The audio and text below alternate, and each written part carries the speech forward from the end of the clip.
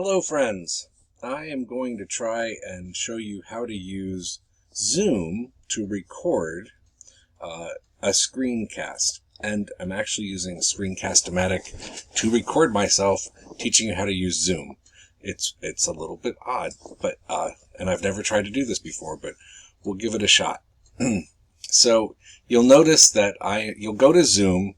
There you have an AppState Zoom account. If you go to I think it's AppState. It's appstate.zoom.us and log in with your AppState credentials.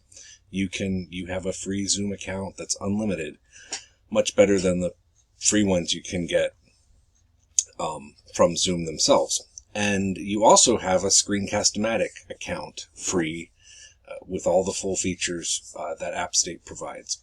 So first, I'm going to do a little video about how to use Zoom to do a screen capture, and then I'm going to do a video on how to use Screencast-O-Matic to do a screen capture. So you'll notice that up in this corner it tells us that we're in the Zoom meeting, and eventually there will also be something in here that tells us we're recording. I'm not recording yet. There's buttons. I would think that you're all familiar with Zoom by this point. After the pandemic, we're using Zoom.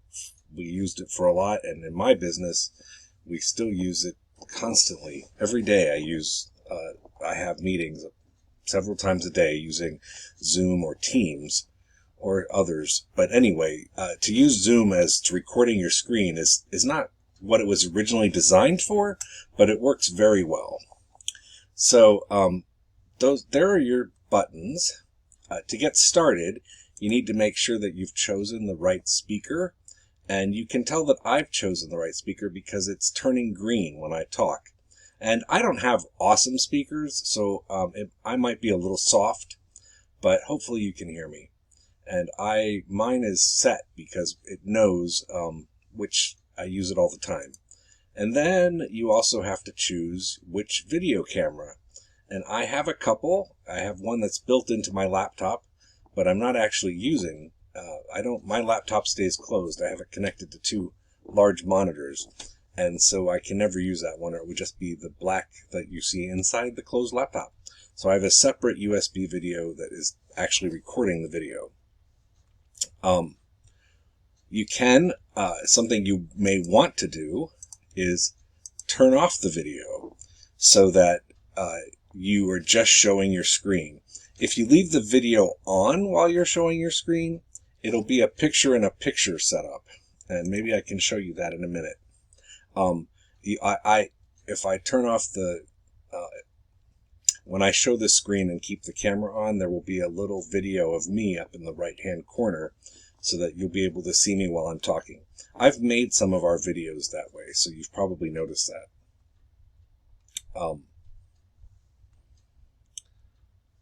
The two buttons that you're really going to be using to share your screen is the one that's bright green and says share screen, and then the button that says record. Now, remember, I'm recording right now in Screencast-O-Matic, so I'm not recording in Zoom yet, just so that I can show you how to use Zoom. So the first thing you need to do is plan what you're going to talk about, what you're going to teach us. I would actually write up. What I usually do is write a script. You might even want a storyboard to show which parts of your what you're going to teach us online, because you're going to have to use a website or a software of some sort to teach us how to do something.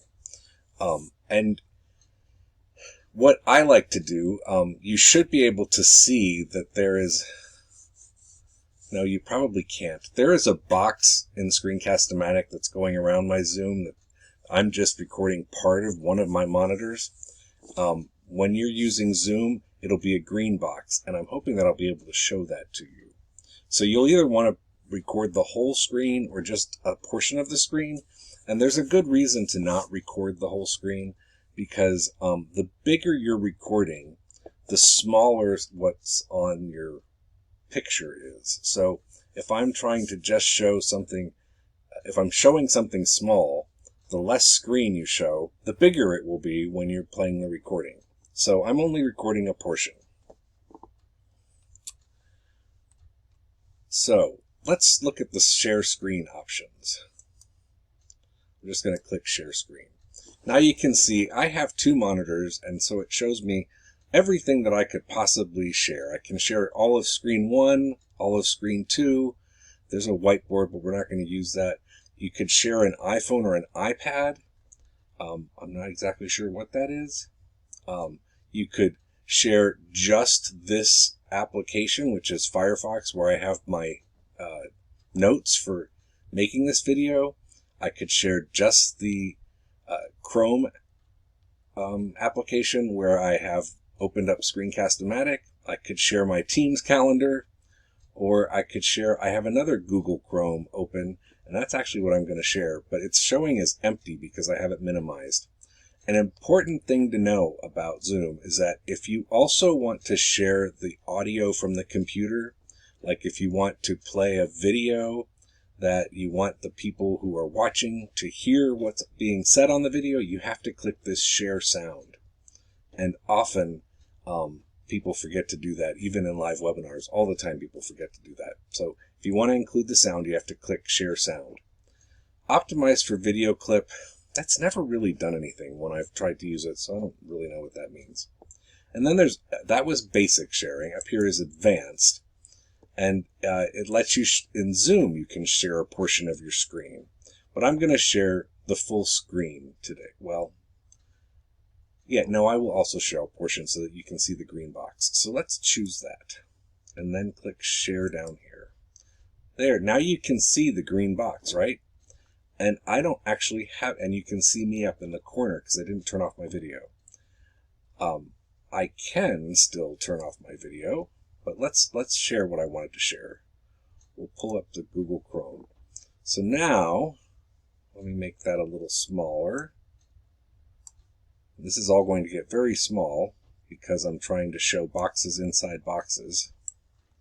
But there's the Zoom box. And one thing about Zoom is that once you have this going, I didn't push record yet, and now I can't find it. Where did my record go? Whoops. Let's pause. For some reason, my recording buttons disappeared, and I had to find them on the other monitor and drag them over here. So now the buttons have moved to the top of your screen. You can see them up here, and we've started sharing. And you can see where I have just shared this this Chrome window. Once we hit record, after we've got it all set up like this, we need to find the record button, and sometimes it's hard to find. So it's under more here, and then it's going to give you a choice of whether you want to record on this computer or record to the cloud. Now, in my job, I record webinars and other meetings in Zoom every day, and part of my job is archiving those and keeping the recordings. I always record to the cloud because I don't want to fill up my local computer for a couple of reasons. One, I don't want to fill up my local computer with a bunch of Zoom recordings. And the second reason is a lot of them I never need, so they'll just be deleted from the cloud eventually. And then a third reason is if I have it recorded to this computer, it will be whatever computer I'm using. So if I'm using my phone for some reason, it's going to save it on my phone. If I use my iPad, it's going to put it on the iPad. And it's just easier for me to record to the cloud. But for this assignment, you probably want to record on this computer. Because after you've finished your recording, well, I might as well hit record on this computer so that it starts recording. So now we're recording. And you can see, and I wish that this was showing up bigger than it is. It's because I made the green box so small. Under here, you can see that we would have to pause or stop the recording, but it is recording right now. When you do this, and you can see here, there's a little recording. See that red button right by where I have my mouse? That means that it's recording. But in my case, I have to click on more, probably to stop or pause the recording. Probably when you're doing it, there will be a big recording button. It's because I've made my screen so small. So that's all there is to it. You then can go to wherever you want to go and teach us what you want to do. Like, let's learn how you create an account on eBay. So sign in. It'll say up here, sign in. I want to start a new account. So instead of signing in, I'm going to create an account. And then, so I would need to make my window bigger to do this properly. But then you would take us through the steps of how you create an account on eBay. You can create whatever you want that is actually teaching something that you would do on your computer. So at this point, I'm going to turn off my video so you can see how it looks. You can still hear me talking, but you don't see me, which is, you might prefer that. I don't like to see myself, so you would usually prefer that, but I think it's good for the viewer to see the person who is talking. So I usually leave it on, even though I don't really appreciate how I look in the video. So let's stop recording. Did I stop yet? Stop recording. And in a minute, it should pop up and say, it's saving to the cloud. It didn't do that. I might have to edit it. It's going to pop up eventually with a little box that says, saving video to your computer, not to the cloud. And then I will, well, maybe it's still recording. Stop video. Oh, no, that's not what I meant. See, I am definitely not perfect at this. I've never tried to teach this before. But it's not hard. Don't be afraid to mess up. You can mess up as many times as you want on Zoom, and it will eventually, you can always start over. And you also have the opportunity to mess up as much as you want and then pull this MP4 that you're going to get from Zoom into one of the editing softwares that you've researched last week, or into Adobe Premiere, and you would be able to edit it, cut out the pieces that you don't want. Or Camtasia. Camtasia is actually my favorite. You can register for a free Camtasia license, trial license. I bought Camtasia when I was in grad school, and I use it still every week because it's definitely the easiest pro software for editing videos. You can find other free ones that you might like better than Camtasia, that are free. They're probably not going to be better than Camtasia.